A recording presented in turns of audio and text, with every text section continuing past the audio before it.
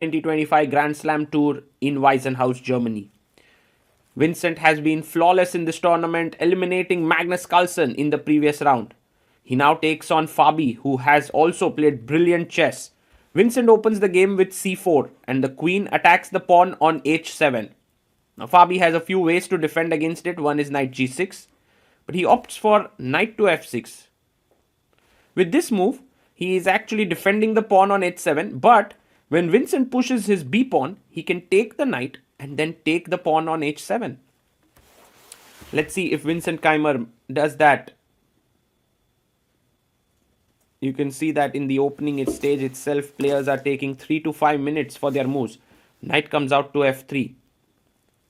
And now Fabi can play it symmetrically with the move c5.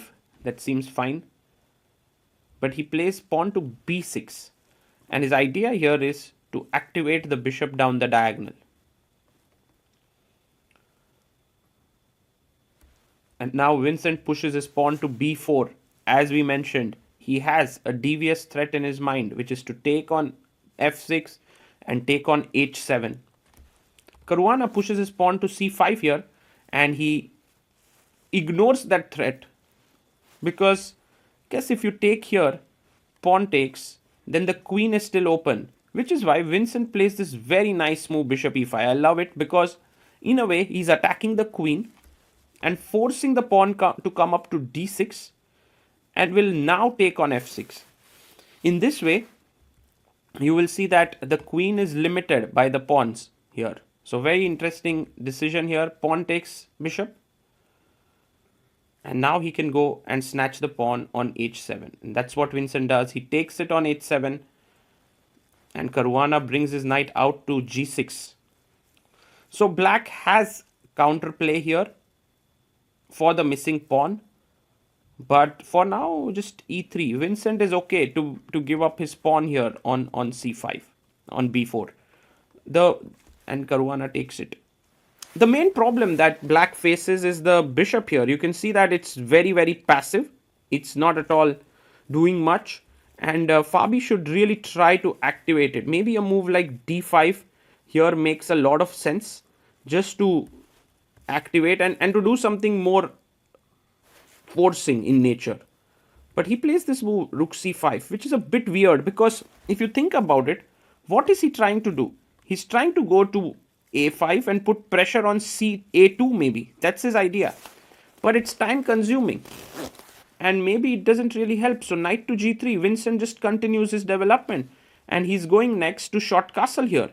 Meanwhile, the black king cannot short castle because the white queen is just sitting there.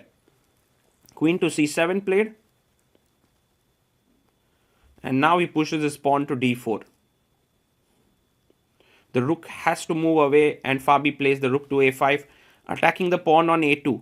You can castle here, but then he'll play rook a2 and get some counterplay with knight f4 ideas, rook activating here. So instead he goes rook c2. I like this move a lot by Vincent. He's calmly playing this position. Also, a move like b3 does not help because after ab3, rook check, you simply move your king up and there's nothing happening. So Fabi goes bishop c6. He wants to pin the rook here. And Vincent now simply can castle. He does it. He just castles it. And Fabi plays rook to a3. So important moment in the game now. Vincent has a winning advantage here with the move h4 if he finds it. And he finds it. h4 on the board. He's trying to kick the knight away from g6. The white knight will also enter to f5. And also, this sacrifice absolutely doesn't work because there is no queen that can take the knight. So it's blocked there. Bishop a4. And he plays rook to c1. Caruana now pushes his pawn to a5. He's putting all his money on the queenside pawns here because that's where his initiative lies. But Vincent is way quicker on the king side. h5. The knight comes back to e7. Look at this bishop doing absolutely nothing. And that's why we say that in freestyle chess, what is the most important is the coordination of your pieces. If you don't have the coordination, you are not going to be able to score points. Rook a2. And this d5 move was so classy because now the knight can jump into d4. He plays it knight to d4. The knight is looking at f5 square, b5 square, c6 square. What a knight that is. It's an absolute octopus there. Queen d7 played. Still some tricks in the air by Fabi, but rook a1. Vincent being super careful in converting this. Rook c2, rook d2 played. Well, at some point you can also have ideas of take, and then this knight jumping in here. But for now, the knight on e7 covers it. h6 played by Vincent. Classy, classy. And if g takes h6, he will win the f7 pawn. Caruana does take it. And let's see how Vincent converts his advantage here. It's clear to everyone that he's better. He goes bishop to h5. Wow. He's attacking the f7 pawn with his bishop now. He can also take it with the queen, trapping the rook here. Wow. Rook takes knight. So, trying for something here, Caruana. Pawn takes. And now this opens up the e-file for the white rooks to enter as well. But Fabi's idea is bishop b3, pawn to a4, a3, a2. But that's as far as the pawn can go. Nothing else there. Plays queen to d3, attacking the bishop.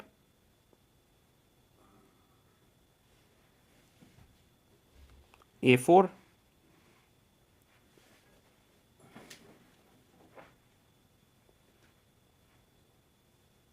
And now the rook comes to b1. Maybe you can just sack and then get in with your rook. That could be an idea.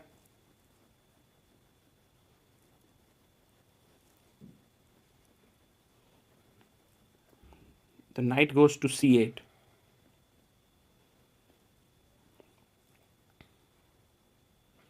And Vincent comes knight f1.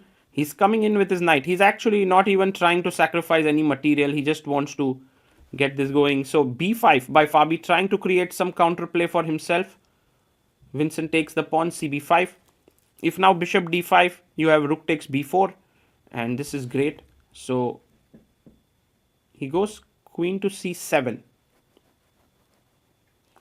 Well, one way to continue is to just go knight e3 and bishop f3 and just control this d5 pawn, and slowly you will win the game. And that's exactly what Vincent is doing. He's played knight to e3. And yeah, Fabiano, after just 26 moves, is absolutely clueless about what needs to be done here. Knight b6, rook c1, taking the open file. The rook is entering in, queen b7. It's time to get in the rook to c6. The bishop comes back to f3.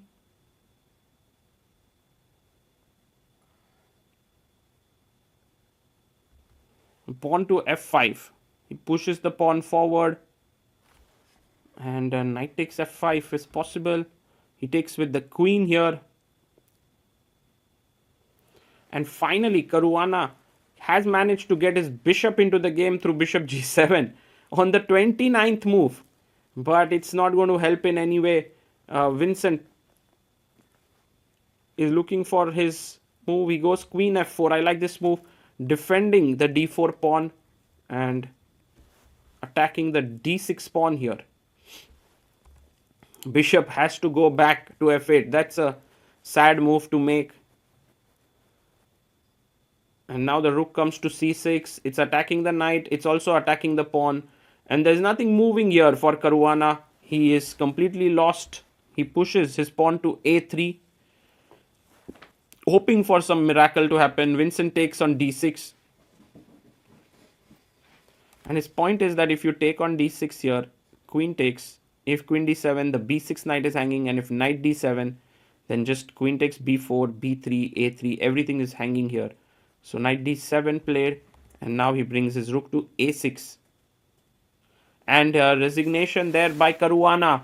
A great game by Vincent. Dominating right from the move number 1. Having a great positional understanding.